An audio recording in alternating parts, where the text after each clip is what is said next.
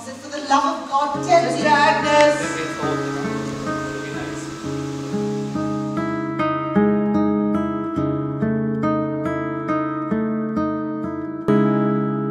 Why we chose to do the play, very ironically, is a dear, dear Catholic friend of ours suggested that we do it.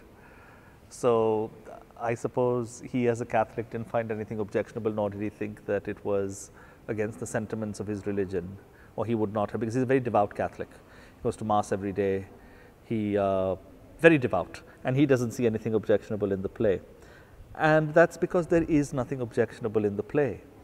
The play talks about a real-life nun, many, many years ago, about 30, 40 years ago, in the United States, I believe, who was impregnated in a cloister, and she insisted that there was no man involved, that this was a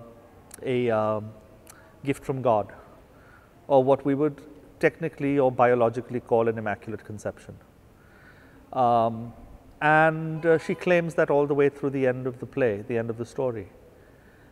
And the play is not about that. The play is actually about our struggle as humans, especially in this day and age, between faith and science. And what the play is actually telling us is that we as human beings have kind of wandered away from religion and wandered away from faith in our pursuit of concrete answers that we think only science can provide.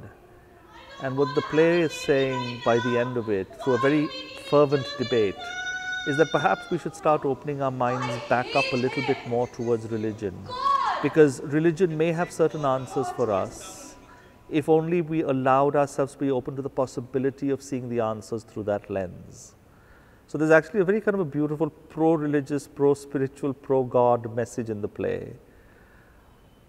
But if you've not read the play, if you only go by what you've heard or what you've been riled up to believe the play is about, then you end up in the situation that we find ourselves in.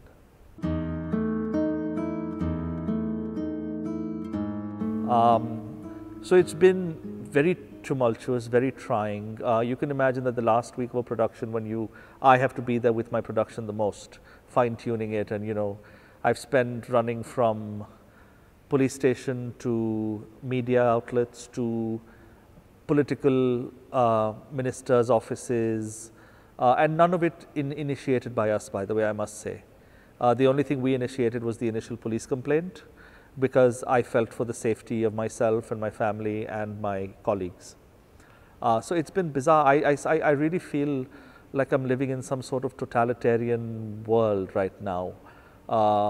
Just because the power that a fringe element has to cry wolf about their religious sentiments being hurt, and then be able to proceed so far with it without any consequence, without any understanding that this is not about hurting religious sentiments. Although the group that attacked us today at the minister's office by saying, we got the AIB people the FIR, and do you know who? We got it against Karan Johar and Ranbir Singh. So who are you? I'm going to put you in jail like that. That was what I was told this morning by their lawyer in the minister's house. So that tells you a little, right? So he's very proud that he got Karan Johar an FIR, that he got Ranbir Singh an FIR. So this is sort of notches in the belt of, dekho maine kya kiya hai, look at what I've done. And so it's transparent, it's so obviously transparent. That AIB was a good year ago, that's all died down. These guys have not been in the news. Voila, here comes along a play about a nun that they can use, and here we are.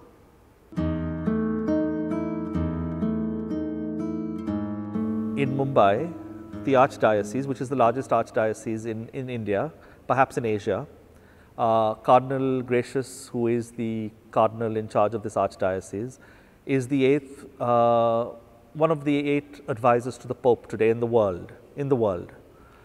He has released a press statement a few days ago, stating that while the church doesn't like the play, doesn't support it, and that's based on a lot of misunderstandings of the play, but fair enough. They have their right to object to it. I cannot in a democracy take that away from them. They have every right to object to it. But he very clearly says in that we do not call for a clamor to ban this play. It is explicitly stated in that. So if the cardinal and the archdiocese are not calling for a ban on the play. Who are the Christian Secular Coalition, such an ironic name? Who is the Cross Foundation? Who are these people? And very funnily, today when Mr. Joseph Dias was shown Cardinal Gracious's letter in front of the minister, he actually said something very bizarre. He said, oh, this chap's a very small chap. So it's all about convenience. When it suits them, they want the support. When it doesn't, they say, oh, we're bigger than the church. It's bizarre. I'll be victorious. If I were an alcoholic, I'd be in big trouble. You'd find me passed out on Marine Drive somewhere. But it's a good question in some ways, because even though we will get to go on tonight, the victory is very bittersweet, because for two reasons. One, that it's not just about my play. Other people are going to be attacked in similar fashions in coming weeks and days and months. You know, in about a month, maybe nobody will be talking about Agnes of God. Something else will have been banned, or somebody else will have been attacked like this. So it saddens me that we're in a climate where this doesn't seem to be ending, it just seems to be getting worse. So tonight, even if we have a standing ovation and everything goes pitch perfect, it'll be a bittersweet victory, because the victory is not about mine, the victory is about where India is headed.